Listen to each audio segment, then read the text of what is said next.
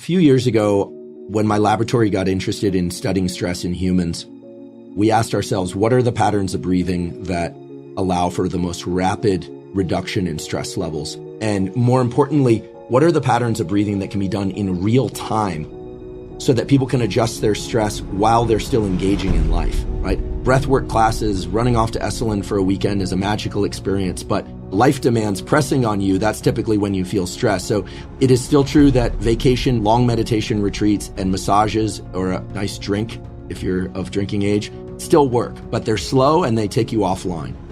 The physiological sigh is a pattern of breathing that was actually discovered by physiologists in the 30s, and that was essentially rediscovered by Professor Jack Feldman at UCLA, a world expert in the neurobiology of respiration, and by my colleague Mark Krasno at Stanford, who studies lung function. The physiological sigh is a pattern of breathing that we all engage in deep sleep when levels of carbon dioxide in our bloodstream get too high. We, or our dogs, you can see your dog do this, will do a double inhale followed by an extended exhale. Children or adults, for that matter, that are sobbing and lose their breath, so to speak, will also do a double inhale, exhale. That's the spontaneous execution of what we call the physiological sigh. The reason it works so well to relax us is because it offloads a lot of carbon dioxide all at once. And the way it works is the following. Our lungs are not just two big bags of air. We have all these little millions of sacs of air that if we were to lay them out flat, they would be as big as about a tennis court or so. The volume of air, therefore, and the volume of carbon dioxide that we can offload is tremendously high, except that we get stressed as carbon dioxide builds up on our bloodstream, and it's kind of a double whammy, these little sacs deflate.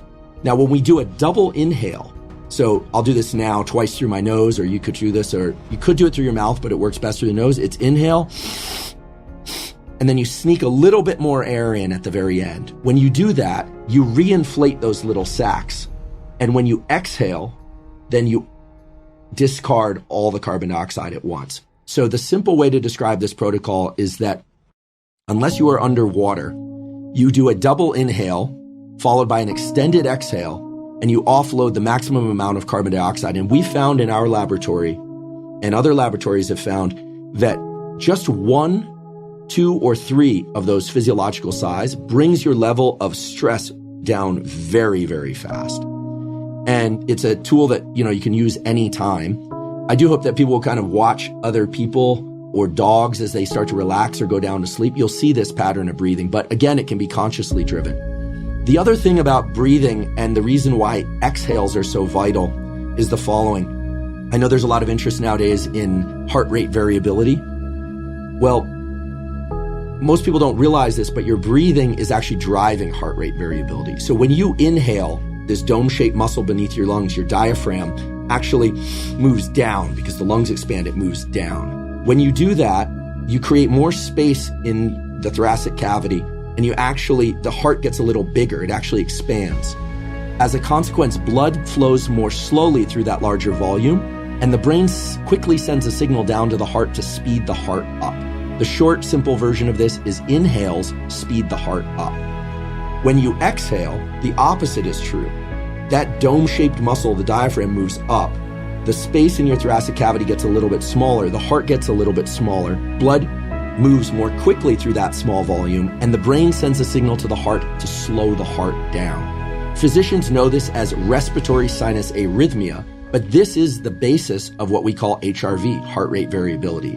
And the simple way to remember this is anytime you emphasize exhales, in other words, making them longer than your inhales, you are slowing the heart rate down, you're calming your system.